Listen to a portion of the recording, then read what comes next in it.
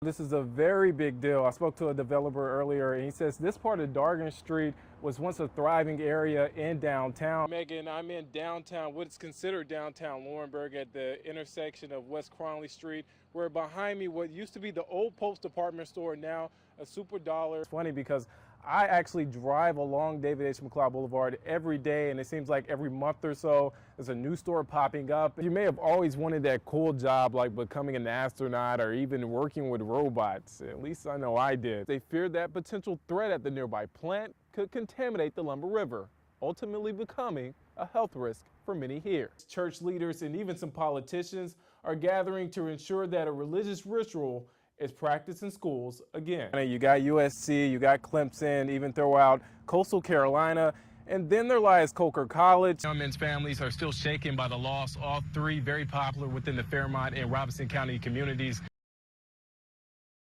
Running right through the heart of Robinson County. There, you'll find the Lumber River. This is a very special river, a very sacred place for lots of folks in this community. Where people value its use just as much as what goes in it.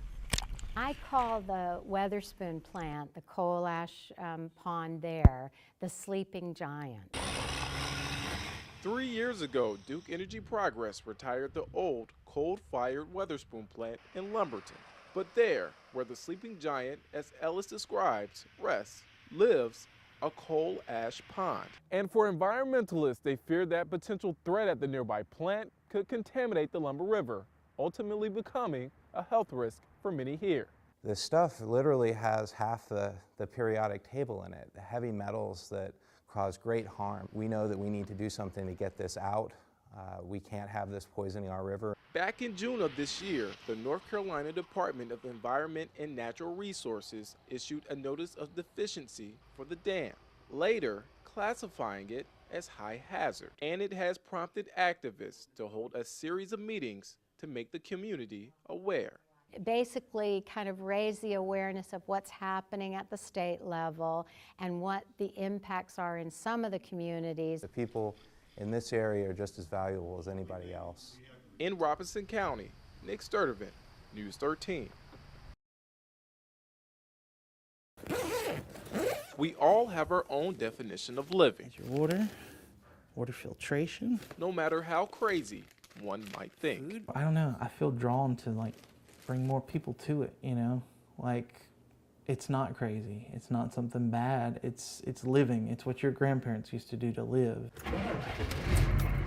For David Appleton, this is an M1009 CUCV, pretty much a diesel version of a K5 Blazer. He lives in a place where life is about being prepared, growing his own food. This is my greenhouse. What better food than what you grow yourself? Along with containing his own water supply. This is 250 gallons of fresh water that I have stored here. This is life, 250 gallons. 3 years ago, he began preparing for that big thing, as he describes, which might happen. I'm not gonna wait for FEMA to come save me. I'm gonna plan ahead and not need saving. His aha moment came while on a trip to Germany. When I saw them doing that, I saw their self-sufficiency, I thought, I want to do that. The rapture is... And it's the same self-sufficiency David will later showcase on an episode of Nat Geo's Doomsday Prepper Show.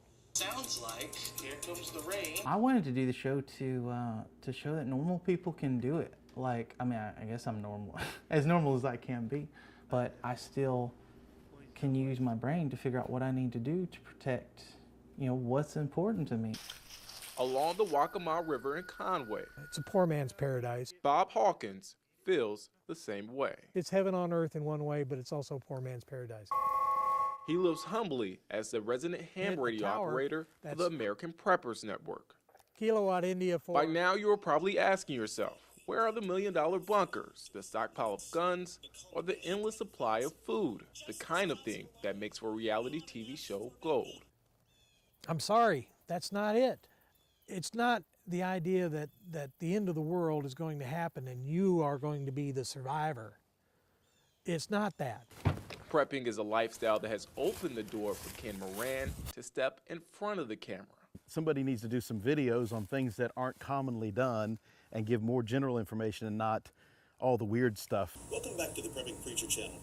Going under the moniker of the Prepping Preacher, Ken has posted videos with lessons from the 3 B's of prepping, You know, Bibles, beans, and bullets. to bug out bags. It's a mixture of preparation. If you need emergency help, you want to be able to signal for it. If you're eating worms and bugs, you're not capable of surviving. And I faith. have in every bag, it should be readily accessible, of course, is a Bible. Our state motto is prepared in mind and resources. However, 25 years ago, Ken saw many that were not prepared for the wrath and aftermath of Hurricane Hugo. Being a part of emergency services, you know, we're Superman. We're always there for you. And for the first time, I saw the reality of a major disaster. While the notion of a zombie apocalypse may seem intriguing, some would rather prepare for life's more practical obstacles. This is a whole segment of people that's not on TV, that aren't out there because they're normal people. They're just trying to, to give their kids a better world.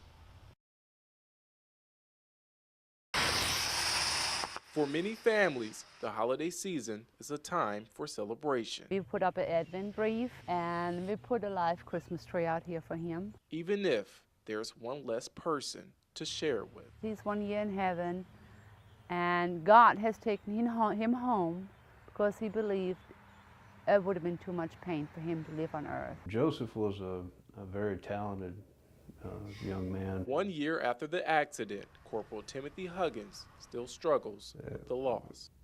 It's hard we let him down.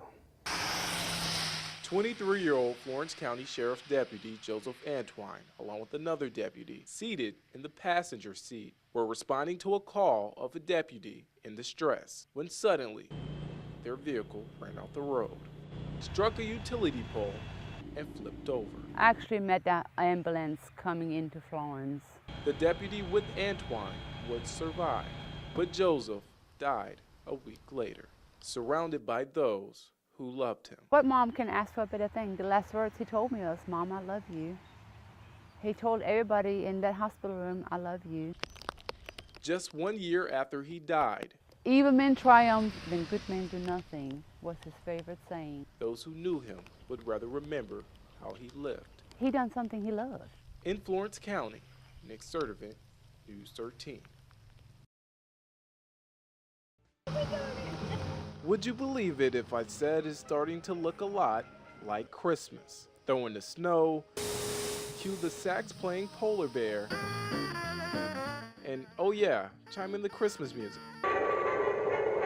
And if ever the moniker Santa's helpers were true, this is Christmas to us. All of us are blessed. here are 4 reasons why. We want to give back, and in this rural area, there's nothing to offer people, so that's why we do what we do. One for you, and one for you. For the past 7 years, How many we got today? Michael Adams and his family have brought a little bit of the South Pole to Marlboro County, and in true St. Nick fashion, giving back to those in need. It makes every sweat, every bite, every thing get tore up, every light that goes out that we have to fight. I mean, it's a non-stop battle, but it's all worth it. While providing this is no easy task, neither is shouldering the emotional burden that families, My heart was broke. We lost our Whitney. like Whitney Poole's mother and father, have to deal with. Just so beautiful that Michael Adams would dedicate the display in Whitney's memory. We just feel like Whitney's right here with us. We were crying. I'm not gonna lie, we were crying the whole time, putting the butterflies on the trees, putting the Disney characters up, because we knew Whitney. She'd come all the time. A display months in the making with an invaluable gift. In McCall, Nick Sturdivant, News 13.